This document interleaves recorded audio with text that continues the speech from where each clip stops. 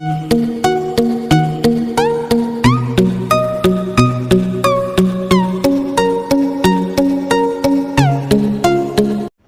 Dear student, स्वागत है आप सभी का मिसाइल क्लासेस पर। जैसे कि आप सभी को पता है कि आपका जो आने वाला एग्ज़ाम है झारखंड बोर्ड क्लास 12 का, वो बहुत ही जल्द होने वाली है और आपको मिसाइल क्लासेस के यूट्यूब चैनल के माध्यम से उन्हीं प्रश्नों को कराया जा रहा है जो आपके आने वाले एग्ज़ाम में इम्पोर्टेंट है।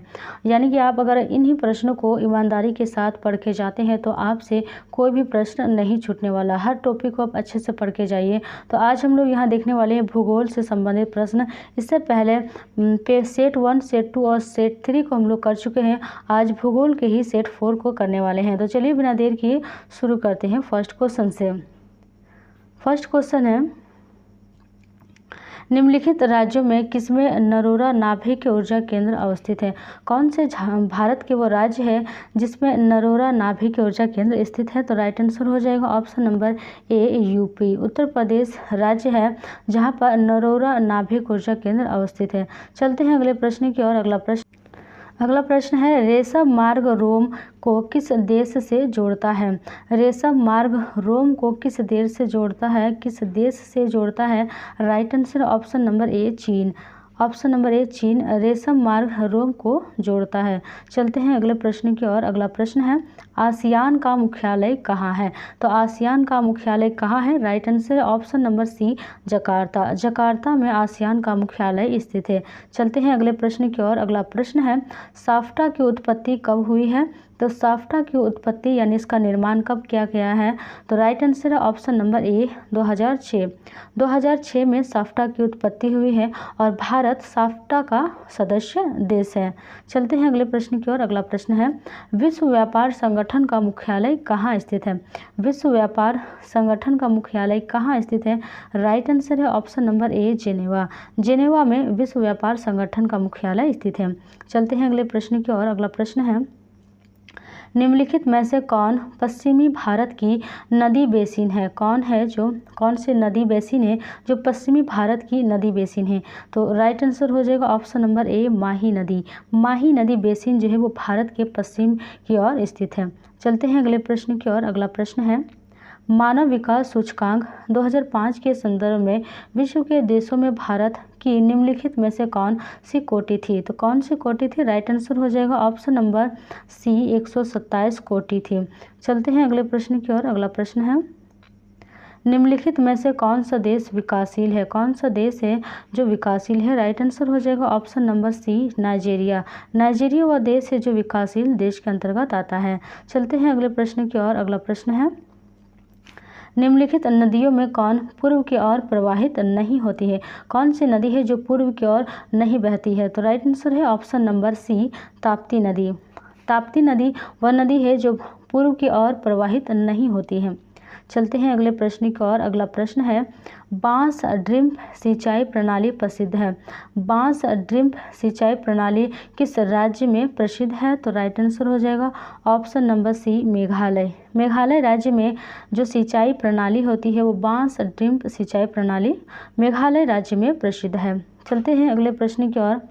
अगला प्रश्न है, 11वीं पंचवर्षीय योजना की अवधि है? 11वीं पंचवर्षीय योजना की अवधि है तो निम्नलिखित ऑप्शन में बताना है। राइट आंसर हो जाएगा ऑप्शन नंबर बी, 2007 से 2012। 2007 से 2012 के बीच 11वीं पंचवर्षीय योजना की अवधि है, 2007 से 2012। चलते हैं अगले प्रश्न की ओर। अगला प्रश्न है, बाबा बुदन पहाड़ी है? बाबा बुदन पहाड़ी किस राज्य में स्थित है? राइट आंसर हो जाएगा ऑप्शन नंबर ए, कर्नाटक। कर्नाटक राज्य में स्थित है बाबा बुदन पहाड़ी। चलते हैं अगले प्रश्न की ओर। अगला प्रश्न है, निम्नलिखित में से राजस्थान की सबसे महत्वपूर्ण परियोजना कौन है? राजस्थान की सबसे महत्वपूर्ण परियोजना का नाम कौन सा है? तो राइट आंसर हो जाएगा option number D. Option number D, Indira Gandhi नहर परियोजना।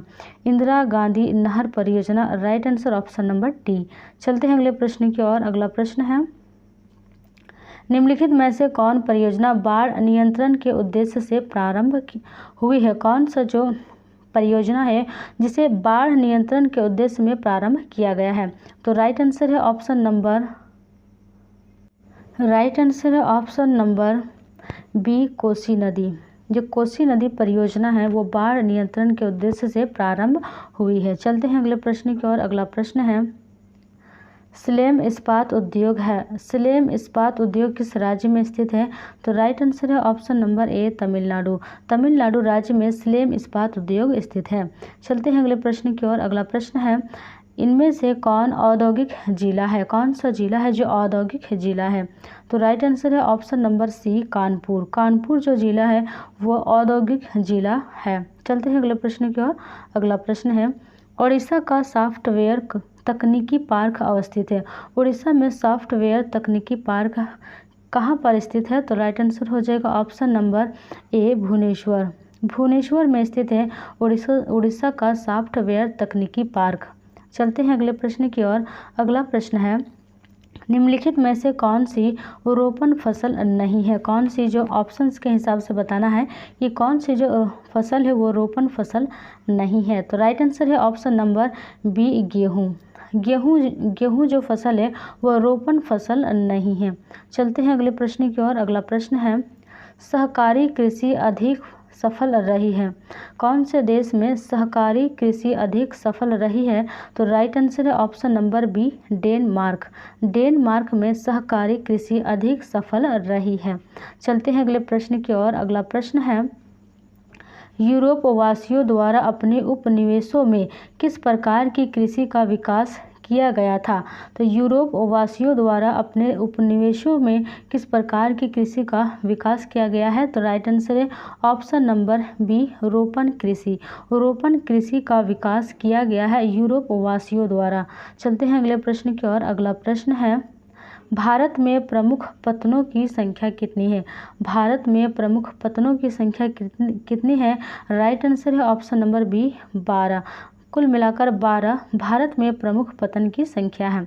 चलते हैं अगले प्रश्न की ओर। अगला प्रश्न है राइन जलमार्ग जोड़ती है। जो राइन जलमार्ग है वो किस देश से किस देश को जोड़ती है? तो राइट आंसर है ऑप्शन नंबर बी जर्मनी और नीदरलैंड। जर्मनी और नीदरलैंड राइन जलमार्ग को जोड़ती है।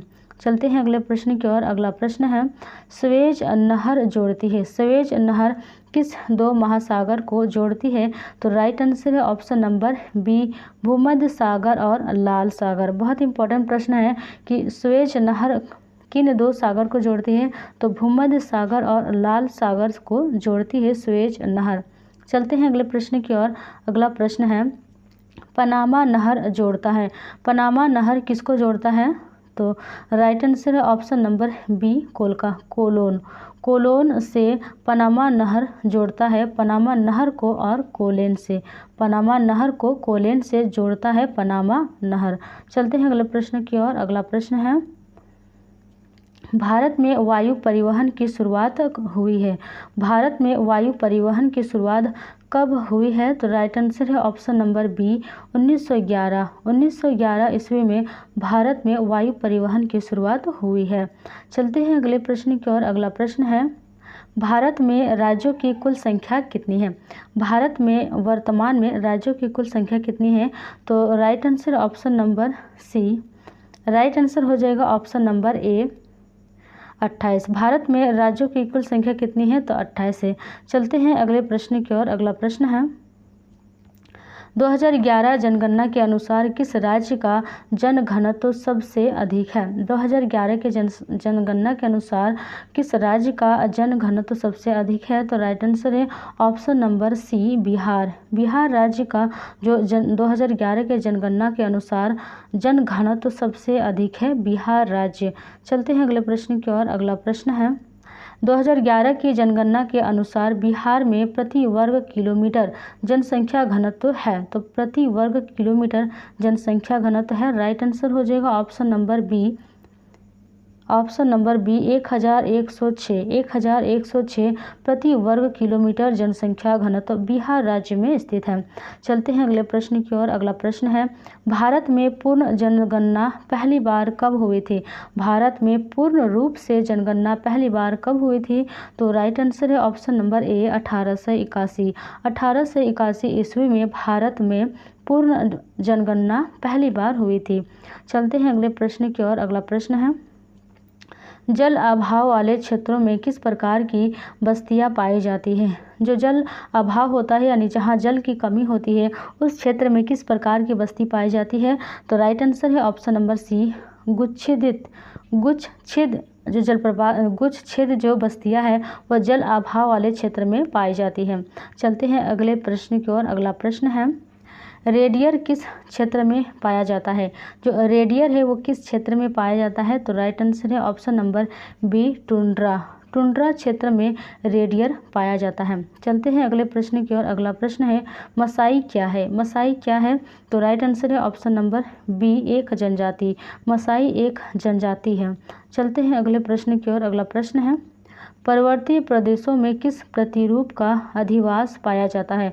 पर्वतीय प्रतिरूप में किस प्रतिरूप का अधिवास पाया जाता है? तो राइट आंसर है ऑप्शन नंबर बी, सीढ़ीनुमा जो है वो पर्वतीय प्रदेशों में अधिवास पाया जाता है। चलते हैं अगले प्रश्न की ओर। अगला प्रश्न है, मीटर गेज रेल पटरियों के बीच चौड़ाई होती है। जो मीटर गेज रेल पटरियों के बीच की चौड़ाई कितनी होती है? तो राइट आंसर है option number A, 1.6 metre. 1.6 metre जो गेज रेल है पटरियों के बीच की चौड़ाई होती है। चलते हैं अगले प्रश्न की ओर। अगला प्रश्न है, इनमें से कौन कृषि आधारित उद्योग है? कौन सा उद्योग है जो कृषि उद्योग पर आधारित है? तो राइट आंसर हो जाएगा ऑप्शन नंबर ए, चीनी उद्योग। चीनी उद्योग एक कृषि आधारित उद्योग है। चलते हैं अगले प्रश्न की ओर। अगला प्रश्न है, ओरिएंटल एक्सप्रेस रेलमार्ग है। ओरिएंटल एक्सप्रेस रेलमार्ग किस देश से संबंधित है? किस महादेश से संबंधित है? तो राइट आंसर है ऑप्शन नंबर ए, यूरोप से संबंधित है ओरिएंटल एक्सप्रेस रेलमार्ग। चलते हैं अगले प्रश्न की ओर। अगला प्रश्न है, निम्नलिखित में से कौन मानव विकास के मूलभूत क्षेत्र है? कौन से जो मूलभूत क्षेत्र है मानव विकास में? तो राइट आंसर है ऑप्शन नंबर डी, उपयुक्त सभी। ऑप्शन नंबर डी, उपयुक्त सभी।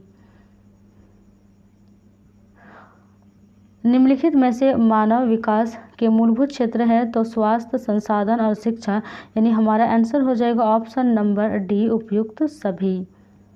चलते हैं अगले प्रश्न की ओर। अगला प्रश्न है, निम्नलिखित में से कौन मानव विकास का स्तंभ नहीं है? कौन सा है जो मानव विकास का स्तंभ नहीं है? राइट आंसर हो जाएगा option number D. Right answer है ऑप्शन नंबर डी, जनसंख्या। जो जनसंख्या है वो मानव विकास का स्तंभ नहीं है। Right answer option number D. चलते हैं अगले प्रश्न की ओर। अगला प्रश्न है, 2005 की रिपोर्ट के अनुसार विश्व के कितने देशों में मानव विकास का स्तर है? तो मानव विकास का स्तर कितने देशों में 2005 की रिपोर्ट के अनुसार बताना है। तो राइट आंसर है ऑप्शन नंबर सी, 57 जो देश है जो 2005 की रिपोर्ट के अनुसार विश्व में जो 57 देश है तो मानव विकास का स्तर है। चलते हैं अगले प्रश्न की ओर। अगला प्रश्न है, निम्नलिखित में से कौन सा देश उच्च मानव विकास वाला नहीं है? कौन सा देश है जो उच्च मानव विकास वाला देश नहीं है? तो राइट आंसर हो जाएगा ऑप्शन नंबर डी, मिस्र जो देश है वो उच्च मानव विकास वाला देश नहीं है। चलते हैं अगले प्रश्न की ओर। अगला प्रश्न है, किस राज्य में साक्षरता दर सबसे अधिक है? कौन से वह राज्य है जहां पर साक्षरता दर सबसे अधिक है? तो राइट आंसर हो जाएगा ऑप्शन नंबर ए, केरल। ये बहुत ही ज़्यादा इंपॉर्टेंट प्रश्न है, पिछले वीडियो में भी हम इस प्रश्न को कर चुके हैं। चलते हैं अगले प्रश्न की ओर। अगला प्रश्न है, निम्नलिखित क्रियाकलापों में कौन सा एक द्वितीयक सेक्टर का क्रियाकलाप नहीं है? तो राइट आंसर हो जाएगा ऑप्शन नंबर सी, मछली पकड़ना। मछली पकड़ना जो है वह एक द्वितीय सेक्टर का क्रियाकलाप नहीं है। चलते हैं अगले प्रश्न की ओर। अगला प्रश्न है, निम्नलिखित में से कौन सा एक सेक्टर दिल्ली, मुंबई, चेन्नई और कोलकाता में सर्वाधिक रोजगार प्रदान करता है? कौन सा जो सेक्टर है जिसमें दिल्ली, मुंबई, चेन्नई और कोलकाता में सर्वाधिक रोजगार प्रदान करती है? तो राइट आंसर हो जाएगा ऑप्शन नंबर डी, सेवा। ऑप्शन नंबर डी, सेवा राइट हो जाएगा। चलते हैं अगले प्रश्न की ओर। अगला प्रश्न है, निम्नलिखित में से कौन सा क्रियाकलाप चतुर्थ सेक्टर से संबंधित है? चौथे सेक्टर से कौन सा क्रियाकलाप संबंधित है? तो राइट आंसर है ऑप्शन नंबर बी, विश्वविद्यालय अध्ययन। विश्वविद्यालय अध्ययन जो है वो चतुर्थ सेक्टर से संबंधित है। चलते हैं अगले प्रश्न की ओर। अगला प्रश्न है, स्वर्ण कॉलर संबंधित है। स्वर्ण कॉलर किस क्रियाकलाप से संबंधित है? तो राइट आंसर हो जाएगा option number D. Option number D चतुर्थ क्रियाकलाप, चतुर्थ क्रियाकलाप से संबंधित है। ऑप्शन नंबर डी हमारा राइट हो जाएगा। चलते हैं अगले प्रश्न की ओर। अगला प्रश्न है लाल कॉलर श्रमिक किसी कार्यालय से संबंधित है। जो लाल कॉलर श्रमिक होता है वो किस कार्यालय से संबंधित है? तो राइट आंसर हो जाएगा ऑप्शन नंबर ए प्राथमिक। प्राथमिक जो प्राथमिक क्रियाकलाप से संबंधित है तो लाल कॉलर श्रमिक। चलते हैं अगले प्रश्न की ओर। अगला प्रश्न है 2011 की जनगणना के अनुसार भारत की साक्षरता दर का प्रतिशत कितना है? भारत की साक्षरता दर की प्रतिशत कितनी है 2011 के जनगणना के अनुसार? तो राइट आंसर है option number B. Option number B 74.04। 74.04 जो है वो 2011 की जनगणना के अनुसार भारत की साक्षरता दर है। चलते हैं अगले प्रश्न की ओर। अगला प्रश्न है किस वर्ष भारतीय रेल की शुरुआत हुई है? किस वर्ष भारतीय रेल की शुरुआत हुई है? तो राइट आंसर है ऑप्शन नंबर सी 1853। 1853 में 1853 में भारतीय रेल की शुरुआत हुई है। चलते हैं अगले प्रश्न की ओर। अगला प्रश्न है दो देशों के मध्य व्यापार क्या कहलाता है? दो देशों के जब मध्य व्यापार होता है तो क्या कहलाता है? राइट आंसर है ऑप्शन नंबर बी अंतर्राष्ट्रीय व्यापार। अंतर्राष्ट्रीय व्यापार किसे कहते हैं? जब दो देशों के मध्य व्यापार होता है उसे ही अंतर्राष्ट्रीय व्यापार कहा जाता है। चलते हैं अगले प्रश्न की ओर। अगला प्रश्न है निम्न में से कौन भू आवर्ध पतन है? कौन सा है जो भू आवर्ध पतन है? तो राइट आंसर हो जाएगा option number B Visakhapatnam. Visakhapatnam है जो भू आवर्ध पतन है। चलते हैं अगले प्रश्न की ओर। अगला प्रश्न है इनमें से कौन पतन नदी पर अवस्थित है? कौन सा पतन है जो नदी पर अवस्थित है? राइट आंसर हो जाएगा option number B Kolkata. Kolkata जो है वो पतन, कोलकाता जो पतन है वह नदी पर अवस्थित है। चलते हैं अगले प्रश्न की ओर। अगला प्रश्न है कौन सी एकल कृषि नहीं है? निम्नलिखित ऑप्शंस में से बताना है कि कौन सी एकल कृषि नहीं है। तो राइट आंसर है ऑप्शन नंबर बी मिश्रित कृषि। जो मिश्रित कृषि है वह एकल कृषि के अंतर्गत नहीं आती है। चलते हैं अगले प्रश्न की ओर। अगला प्रश्न है निम्न प्रदेशों में से किसमें विस्तृत वाणिज्य अनाज कृषि नहीं की जाती है? कौन से ऑप्शन हैं उनमें से बताना है जो विस्तृत वाणिज्य अनाज कृषि नहीं की जाती है। तो राइट आंसर है option number D. Option number D Amazon basin. Amazon basin right है ऑप्शन नंबर डी। चलते हैं अगले प्रश्न की ओर। अगला प्रश्न है हमारा निम्न में से कौन से देशों में गेहूं व चावल की अधिक उत्पादकता की किस्में विकसित की गई है? कौन सा देश है जहां पर गेहूं और चावल की अधिक उत्पादकता की किस्में विकसित की गई है? तो राइट आंसर है ऑप्शन नंबर बी मैक्सिको तथा फिलीपींस। मैक्सिको तथा फिलीपींस जो ऐसा देश है जहां पर गेहूं और चावल की अधिक उत्पादकता की किस्में विकसित की गई थी। चलते हैं अगले प्रश्न की ओर। अगला प्रश्न है शुष्क कृषि में निम्न में से कौन सी फसल नहीं बोई जाती है? कौन सी निम्नलिखित फसल है जो शुष्क कृषि में नहीं बोई जाती है? तो राइट आंसर है option number D. Option number D गन्ना। ऑप्शन नंबर डी गन्ना। चलते हैं अगले प्रश्न की ओर। अगला प्रश्न है भारत में सबसे पहले रेलगाड़ी किन स्टेशनों के बीच चली थी?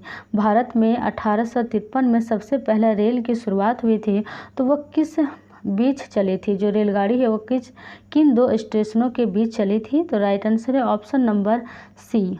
ऑप्शन नंबर सी मुंबई से थाने के बीच सबसे पहले रेलगाड़ी चली थी, दो स्टेशनों के बीच, मुंबई और थाने के बीच। चलते हैं अगले प्रश्न की ओर। अगला प्रश्न है भारतीय रेल जाल की कुल लंबाई कितनी है? भारतीय रेल जाल की कुल लंबाई कितनी है? तो राइट आंसर हो जाएगा हमारा ऑप्शन नंबर ए।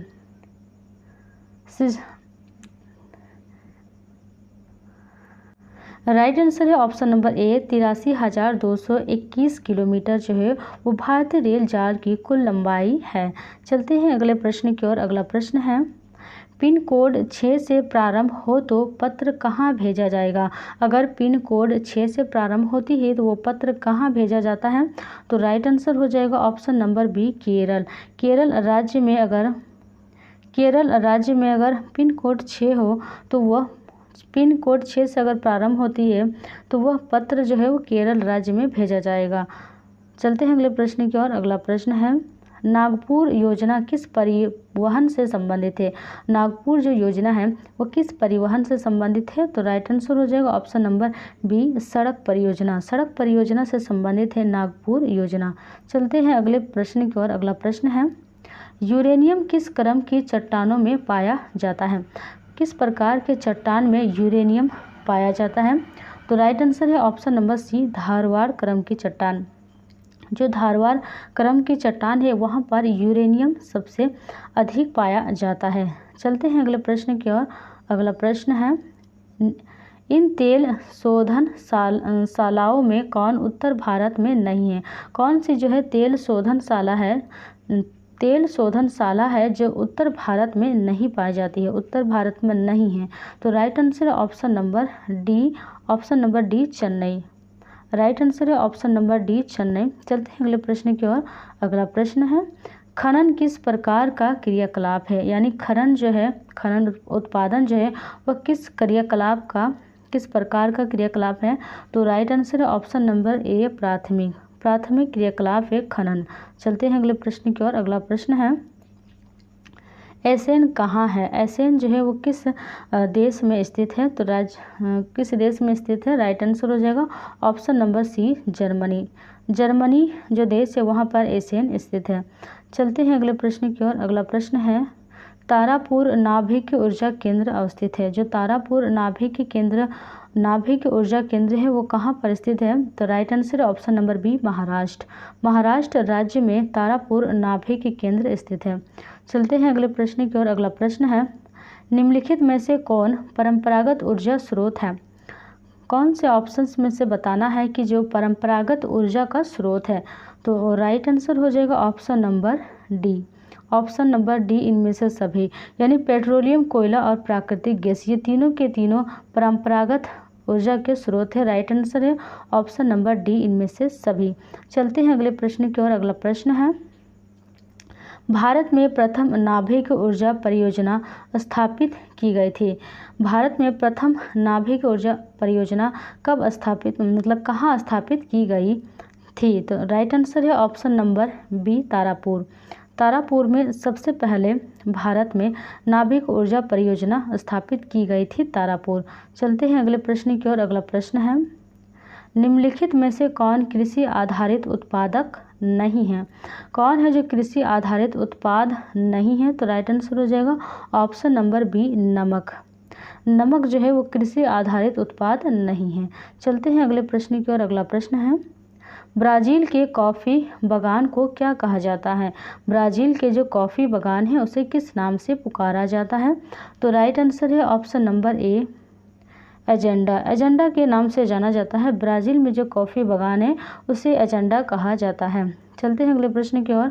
अगला प्रश्न है, निम्न में से कौन सी रोपण फसल नहीं है? कौन सी जो फसल है वो रोपण फसल नहीं है? तो राइट आंसर हो जाएगा ऑप्शन नंबर डी, चावल। चावल एक प्रकार का रोपण फसल नहीं है।